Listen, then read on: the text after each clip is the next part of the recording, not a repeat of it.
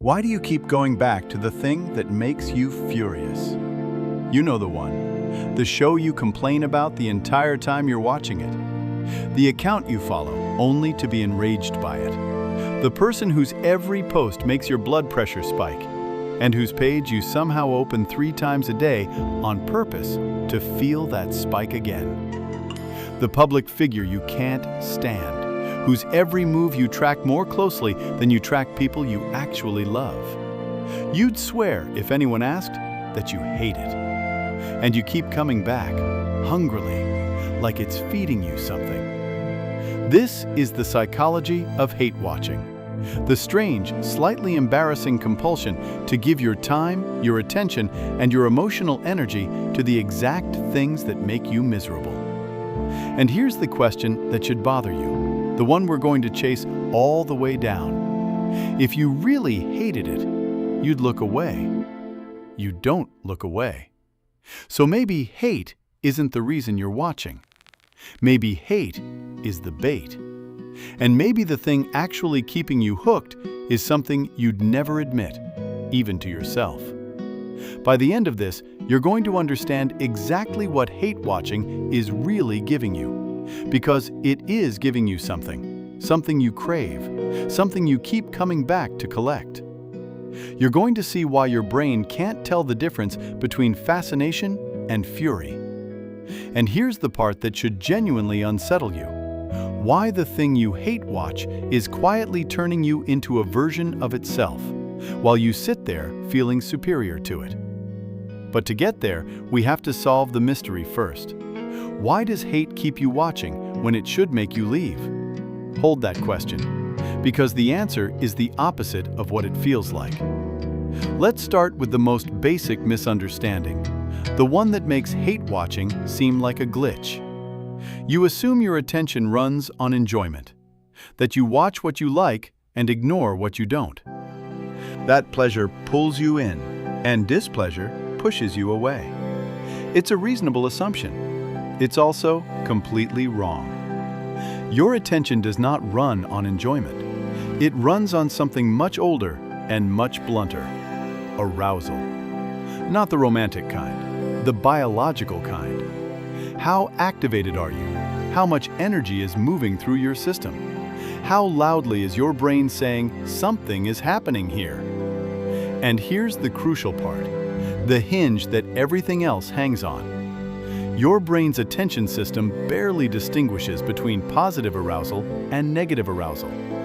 Excitement and rage light up the same engine. Fascination and fury feel almost identical to the part of you that decides where to look. Both of them scream the same single command at your attention: stay, watch, do not look away. So when something makes you furious, your brain does not register, "Please leave, this is unpleasant." It registers high activation, high relevance, keep watching. The anger isn't pushing you away. The anger is cranking up the exact dial that holds your attention in place. You're not staying despite the rage, you're staying because of it. The thing you hate is extremely good at producing in you the one state your brain is wired never to ignore. You can feel this in your body if you pay attention. Watch yourself during the show you love to hate. Your jaw tightens. You lean in. You're talking back at the screen, narrating everything wrong with it out loud, fully activated, more energized than you'd be watching something you merely enjoyed. That's the tell. A show you actually find pleasant and easy lets your body relax. And a relaxed body is a body that can drift off, change the channel, lose interest. But the thing that outrages you keeps your system revved, alert, engaged. That's why the gentle, lovely thing you genuinely like can put you to sleep, while the infuriating thing keeps you wide awake at midnight, swearing at a stranger through a glass screen. Your hatred is a stimulant, and stimulants, by design, are very hard to put down. But here's where it gets stranger. Because anger isn't just attention grabbing, it's the response to a threat. And a threat is something your brain refuses, on principle, to let out of its sight. Think about what hate actually is, underneath. You hate things that violate something. Your values, your sense of how the world should be, your idea of right. The show offends your taste. The account offends your beliefs. The person offends your sense of decency or fairness or truth. And to your brain, a violation is a kind of danger. Something is wrong here. Something is threatening the order of things. And the ancient rule for dealing with a threat is not to ignore it. It's to monitor it. To keep one eye on it at all times. To track the predator at the edge of the firelight so it can never surprise you. So when you compulsively check the page of the person you despise, part of what you're doing is standing guard, keeping tabs on the threat. Your brain has flagged this thing as a violation, an enemy, a danger to what you care about. And it will not let you simply walk away from a danger and forget it exists. It wants you watching, vigilant, ready. That compulsion to check again and again isn't really about them. It's your threat monitor doing its ancient job, refusing to take its eyes off something it has marked as wrong. And riding right alongside that vigilance is something even more primal: morbid curiosity. The pull of the train wreck. You know the feeling. You can't look away from the car crash, the disaster, the slow-motion catastrophe, even though part of you wants to. The same instinct is at work in hate watching. Some part of you keeps coming back to find out, how bad does it get? How much worse can this person, this show, this situation possibly become? Your brain treats an unfolding disaster as critical information. Watching how things go wrong is how you learn to avoid going wrong yourself. So your brain rewards you for studying the wreckage. That's why you can't stop following the slow-motion catastrophe of the thing you hate. You're not just standing guard, you're rubbernecking, waiting with a horrible little thrill to see the next terrible thing it does. Because your brain is convinced there's something to learn in the watching, even when there isn't. And that explains the pull. But it doesn't yet explain the strangest part, that hate watching can feel good, that there's a dark little pleasure in it. To understand that, we have to talk about the most addictive emotion almost nobody admits they're addicted to: righteousness. Here is something uncomfortable but true. Being angry at something feels good in a very specific way. When you hate something, you are, in that same moment, certain that you're right.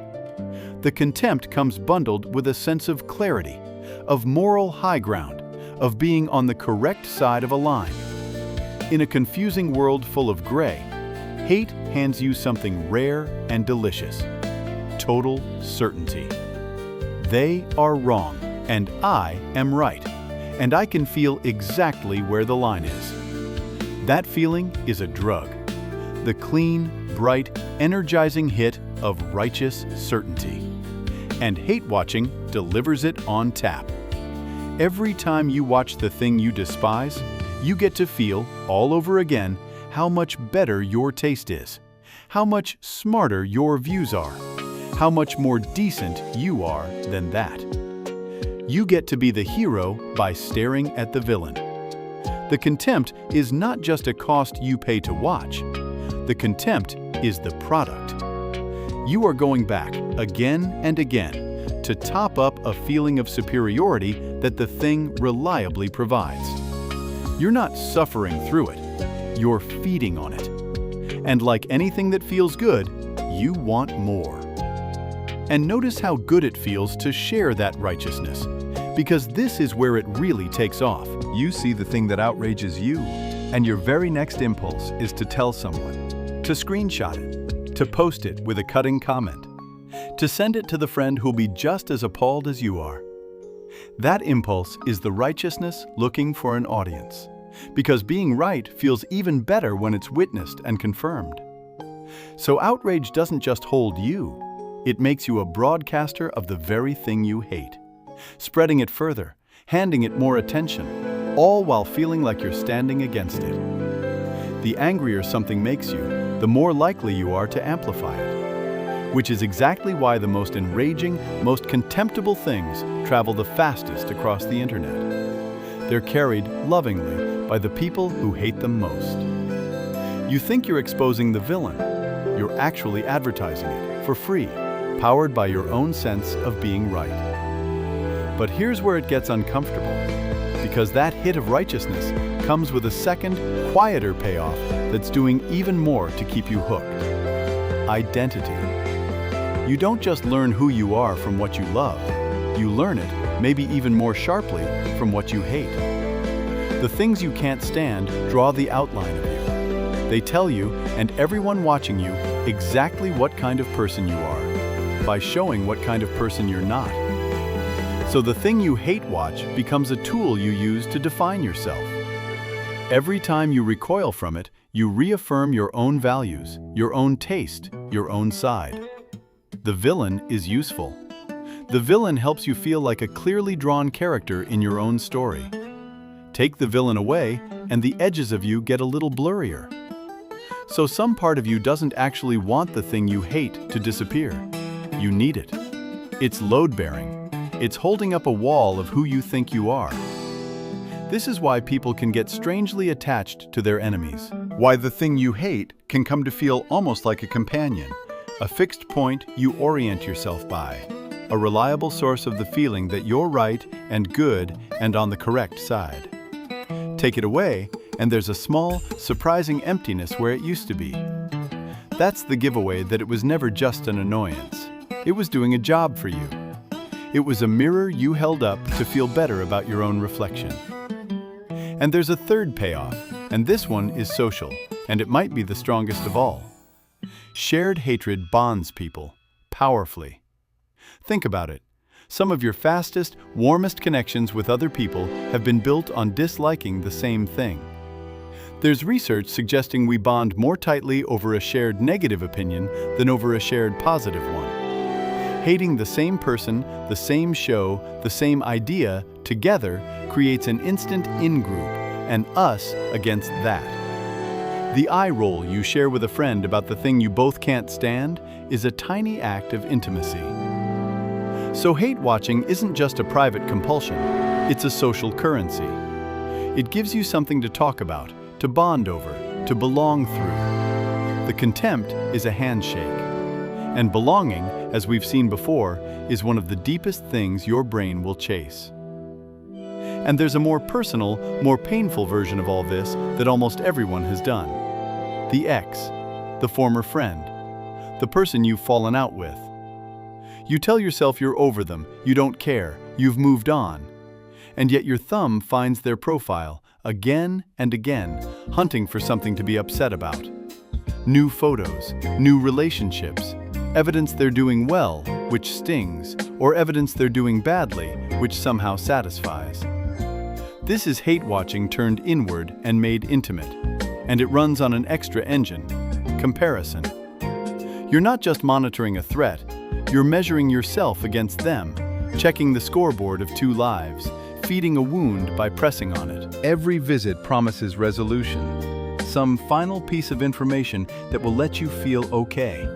And every visit delivers the opposite, leaving you a little more raw, a little more hooked. The page becomes a place you go to hurt yourself in a way that feels, in the moment, like taking control. It isn't. It's the same trap, wearing the face of someone you used to love. So now, look at what hate-watching is actually delivering, under the disguise of being unpleasant. It locks your attention with high arousal. It satisfies your threat monitor by letting you keep watch. It hands you regular hits of righteous certainty. It sharpens your sense of who you are. And it bonds you to other people through shared disgust. That is an enormous bundle of rewards. No wonder you keep going back. You were never really there for the hate. You were there for everything the hate was secretly paying you. And there is one more force at work. And this one isn't even inside you. It's the machine you're watching it on. Because everything we just described, that outrage grabs attention, that anger drives engagement, that contempt makes you click and share and come back. Every bit of that has been measured, optimized, and weaponized by the platforms competing for your attention. They have learned, with ruthless precision, that what enrages you keeps you scrolling far better than what pleases you. So they feed you the outrage on purpose. The thing you hate keeps appearing in front of you not by accident, but because a system designed to harvest your attention figured out that your hatred is more profitable than your joy. Your ancient wiring, that can't look away from a threat, met an algorithm built specifically to find your threats and serve them to you all day long. You never had a chance. And the machine learns you with terrifying speed. Pause on one enraging video a half-second longer than usual. Leave one angry comment. Click one outrage headline, and the system marks it. This one stops the scroll, and it brings you more, and then more, narrowing your whole world down to the things that spike your blood pressure, because those are the things that keep you on the platform. You think you're choosing what to be angry about. Increasingly, the choice is being made for you by a machine that has discovered your hatred is the most reliable lever it has. It doesn't care that you suffer. Your suffering is the engagement. Your contempt is the click. And every minute you spend hate-watching teaches it exactly how to keep you hate-watching longer tomorrow. Which brings us to the twist. The thing that flips this entire picture over. You think you're watching because you hate it. The truth is closer to the opposite. You're watching because of what the hate gives you. The rush, the righteousness, the clarity, the enemy that defines you, the bond of shared disgust. The hatred was never the cost of hate-watching. The hatred is the reward. You are not trapped by something you despise. You are feeding on it, willingly, daily, and calling it suffering so you don't have to notice that you keep choosing it. And once you see that, you have to face the most uncomfortable part of all. The thing you hate-watch is changing you, slowly, from the inside. Because your brain becomes what it repeatedly attends to. Stare at something every day, even in contempt, even while rolling your eyes, and it seeps in. Its tone, its obsessions, its way of seeing the world. The endless diet of outrage doesn't leave you untouched just because you disagreed with it the whole time. It makes you angrier in general, more cynical, more divided, more likely to see enemies everywhere, because you've trained your brain, hour after hour, to look for them. The person who hate-watches cruelty all day becomes harder. The person who hate-follows pettiness becomes pettier. You start to resemble the thing you can't stop staring at, even as you congratulate yourself for being its opposite. Think about who you are on a day you've spent steeped in the things that enrage you, versus a day you haven't. After hours of hate scrolling, you're tense, irritable, quick to judge, primed to find the worst in the next person you meet. The contempt doesn't stay neatly aimed at its target. It leaks. It colors how you see your partner, your coworkers, strangers on the street, the whole world. You've spent the day marinating in disgust, and disgust is now your default setting. That's not a coincidence or a bad mood. That's your brain doing exactly what it always does, becoming fluent in whatever you practice. And if what you practice daily is contempt, then contempt is the skill you're building. And a person skilled in contempt is not a happy person to be. That is the real cost. Not the wasted time, though it's enormous. It's that you become a little more like the thing you hate every single time you go back to feel superior to it. You set out to stand against something, and you slowly turn into a version of it, and you never notice because you're too busy feeling like the hero of the story. So what do you actually do with this? Not pretend you're above it. You're not. None of us are. The wiring is too old and too strong. The move is to see the trade clearly and then decide if you still want to make it. The next time you feel the pull to open the page of the thing you despise, stop and ask the question your brain hides from you. What is this actually giving me right now? Name the real payoff. Am I here for the hit of feeling right? The comfort of a clear enemy? The little buzz of contempt? Just naming it breaks the spell a little, because the whole thing only works while you believe you're an innocent victim of something annoying, rather than a willing customer coming back for a product. Then ask the harder question. What is this costing me? Not just the minutes, though count those too. They add up to a shocking amount of your one short life spent staring at things that make you miserable. The bigger cost is what it's doing to you. Is the daily diet of outrage making you a person you want to be? Calmer, kinder, clearer? Or angrier, narrower, more contemptuous, more like the thing you claim to hate? Hold the reward and the cost up next to each other, honestly, and a lot of hate watching simply stops being worth it. It's worth being clear about what this isn't, though, because there's a real distinction here. There's nothing wrong with disliking things, or with criticizing them, or with caring enough about something to be angry that it's being done badly. Real criticism is active. You engage with a thing in order to understand it, challenge it, change it, or warn others about it, and then you're done. Hate watching is different. It's passive consumption dressed up as principle.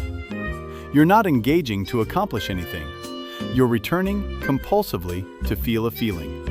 The hit of righteousness, the buzz of contempt, with no goal beyond the feeling itself. The test is simple. Is this making me do something, or is it just making me feel something over and over while nothing changes? Productive anger moves you to act.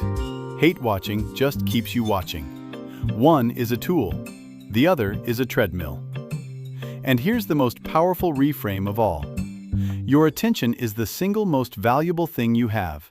It is, quite literally, what your life is made of. You are what you pay attention to, day after day.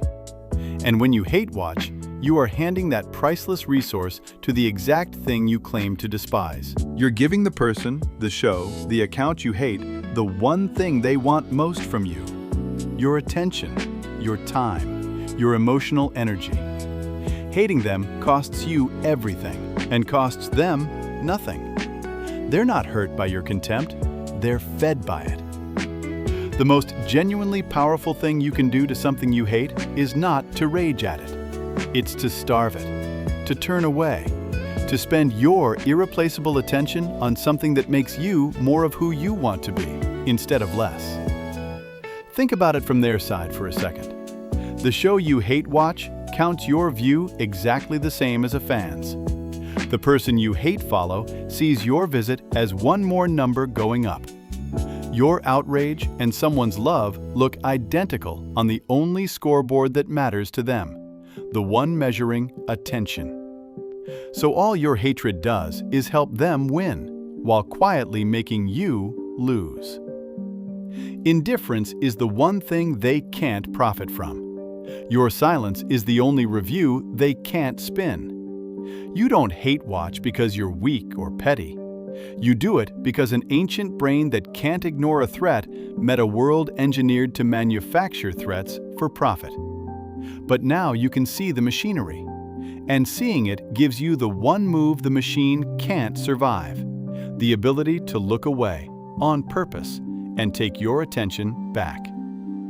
So make the move concrete, because awareness alone tends to lose to a thumb that already knows the way. Unfollow the account, mute the person, block the show from your recommendations, remove the thing from the path your idle hands automatically travel, because the compulsion runs on availability. Half of hate watching is just the thing being right there, one reflex tap away the moment you feel bored or restless.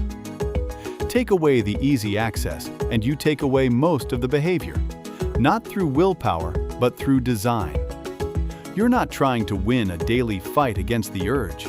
You're removing the thing you'd have to fight, and then redirect the energy underneath it, because the righteousness, the need for clarity, the hunger to be on the right side, those don't disappear, and they don't have to. Point them at something that actually moves. Care about the thing you're for, instead of marinating in the thing you're against. Build, support, make, defend something you believe in. The same fire that was burning uselessly at a screen can warm something real.